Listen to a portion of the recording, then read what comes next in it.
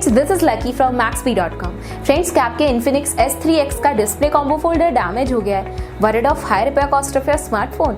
Don't worry, you can now buy high quality replacement display combo folder for your original Infinix S3X at a very affordable price from Maxbhi.com and can fix your phone yourself at home or get it repaired by any professional very easily। जी हाँ दोस्तों, आप हमारी website Maxbhi.com से अपने Infinix S3X का नया display combo folder खरीद के अब बहुत ही कम दामों में अपने फोन को सही कर सकते हैं। This display combo folder is a 100% genuine quality product which works similar to your original product with a perfect fit for your Infinix S3X। इस डिस्प्ले कॉम्बो फोल्डर को पहले हमारी क्वालिटी टीम द्वारा चेक और इंस्पेक्ट किया जाता है और क्वालिटी एश्योर होने के बाद ये डिस्प्ले कॉम्बो फोल्डर आपको भेजा जाता है। साथ ही साथ Infinix S3X का display combo folder Maxbhi trust replacement warranty के साथ आता है, जिससे आप श्योर हो सकते हैं कि प्रोडक्ट खरीदने के बाद आपको कोई भी परेशानी नहीं आएगी। फ्रेंड्स, Maxbhi.com पर ऑर्डर करना बहुत ही इजी और सिंपल है।